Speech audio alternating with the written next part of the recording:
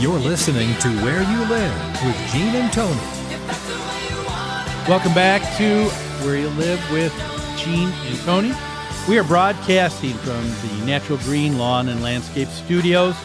We're brought to you by Extreme Exteriors and American Family Insurance, the Kim Bennett Agency.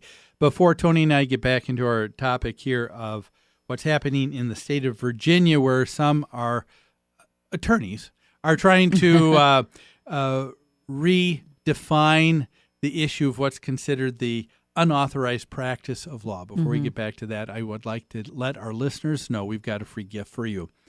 We put out a bi-monthly newsletter called What's New? A lot of what we talk about on the show, we talk in further detail.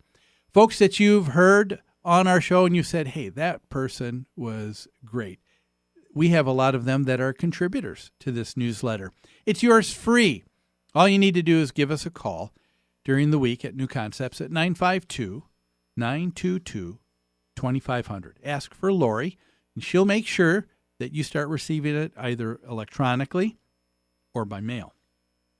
Now, getting back to this, what is considered unauthorized practice of law, and again, I'd like to say, like I said from the onset, it seems like any time you get someone who wins in the war on words, when you're talking about rhetoric and redefining things, the battle's almost over. And I think that we should be helping others see that this needs to be redefined. We're not talking about the unauthorized practice of law because that sounds awful, and I agree. We're not talking about representing anybody in court. We're not talking about coming up with a legal opinion. We're talking about in the area of real estate, whether it's for sale or for management, you have a licensed person who is licensed, knowledgeable, trained, has taken the education and proven it on the state and federal level with competency tests to say that when it comes to forms and filling out things that you have to deal with in having and holding your property, we can do that. This is our area of expertise. You know what this brought to mind just now? What about attorneys who are feel very comfortable offering legal advice in areas of the law they have no experience in? We just talked about a column a couple weeks ago that was written by an attorney whose expertise is in health and health insurance, and she's giving advice to landlords about landlord-tenant law. And we said in that particular case, it seemed like she was overstepping what she really knew and understood about the industry. The attorneys, of course, want to protect themselves so that they can have the ability to talk about anything legal that they want, whether they know anything about it or not. But they're going to prevent licensed, authorized agents from talking about their area of expertise. Yeah, now I'll be the first to admit there's going to be a crossover in a number of different professions. For example, there is a crossover between attorneys and real estate agents because we perform the same things. We're both allowed by law to help people enter in and help two different parties enter into a legal binding contract, whether it's managing their property, coming up with a lease, or in selling the property. You're also going to have a crossover with attorneys and certified public accountants. Okay. Dealing with the understanding of law and understanding with finances. There's a crossover between real estate agents and certified public accountants. These are professions, and there's going to be crossover. Sure. I see my responsibility as being that I advise my clients to speak to an attorney when they need to speak to an attorney. I can say, I know how to fill out this form. But do I know what will happen if you go to court over this issue? No. You need to speak to your attorney. Do I know how to interpret a particular law? Maybe I don't. Speak to your attorney. But here's what's happening. You have in the state of Virginia, they say that you cannot have anybody practice the unauthorized practice of law. Agreed. Everybody would agree with that statement. Sure. But now you have attorneys who are saying, this is how we think it ought to be described. This is how it should be defined. And we just talked about this the last segment. It says a non-lawyer shall not furnish to another for compensation, direct or indirect, advice or give service under circumstances which require his or her use of legal knowledge or skill in the application of any law. I'm sorry, but how can you perform any service without knowledge?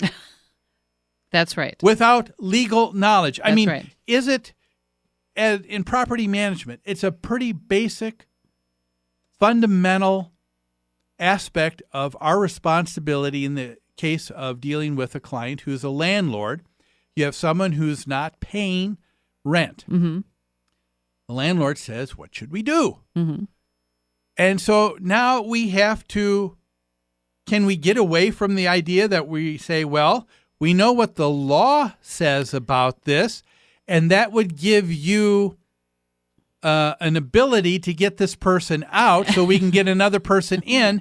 I mean, this is an example. According to that, we cannot even... No, the attorneys would like me to say, I can't discuss that with you, how to get rid of a non-paying tenant. Why don't you call this attorney over here that knows everything there is to know about health insurance law? Now, I'm sure there's a number that would say, no, that's not it. But I think that is the move that we are seeing here. Mm-hmm. That's the move that we're seeing that took place in Florida, that's now taking place in Virginia, and other places if we will let it. You know, we work with attorneys all the time. We advise our clients to go to attorneys all the time. I can't believe that any of the attorneys I work with begrudge me the fact that I sometimes have my client sign a power of attorney when I have to represent them in eviction court, for example, which I can do legally, by the way. The attorneys we work with are getting tons of business from us, legitimate business for necessary knowledge and skills that they possess. Yes. I don't think they would agree to this kind of interpretation of the unauthorized practice of law. Do you? No. See, here's the difference. Now, an attorney has a different scope. They have a greater scope of knowledge. I will grant them that.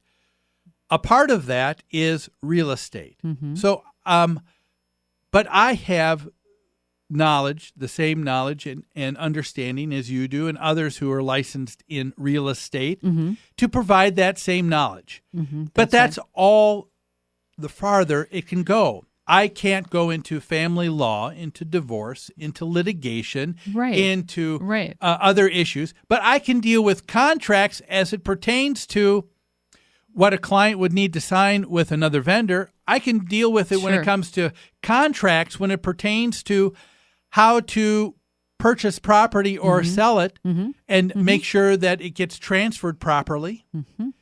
I can do those things. I have been trained to do that.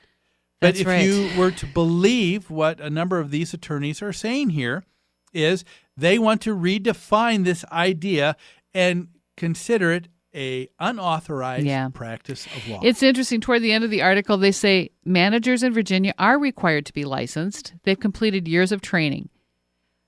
The state is not even passing a judgment on whether they're trained or skilled or competent.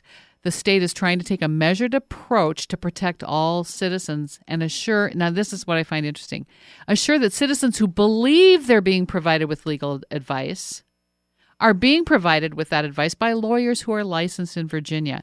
So isn't that very subjective? This client believes he was being given legal advice.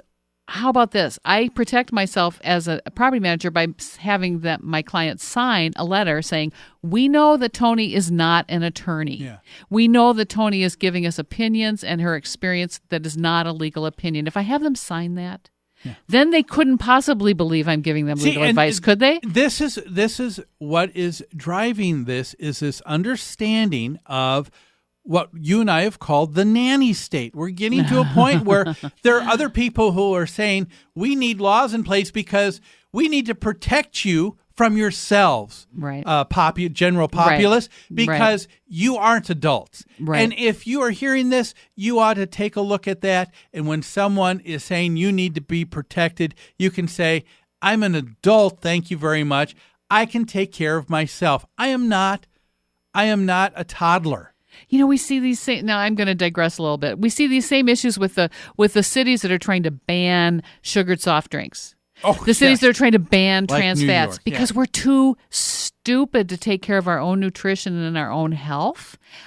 This is exactly the same kind of thing. We're too stupid to understand that my property manager is not an attorney.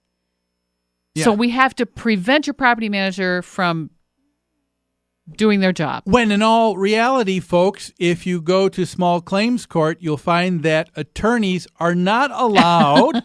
Am I right, Tony? Yeah, that's right. And there are certain counties that are starting to come down because of the number of cases, and they're saying, hey, if you come with an attorney, that attorney can't speak and can't represent you as an attorney. That's so right. You've got cases where that's being recognized in small claims court, but it seems to be passing or going over the heads of others, at least in the state of Virginia. Yeah. I hope not here. Well, we need to take a break. Don't go away. A lot more of Where You Live after these messages.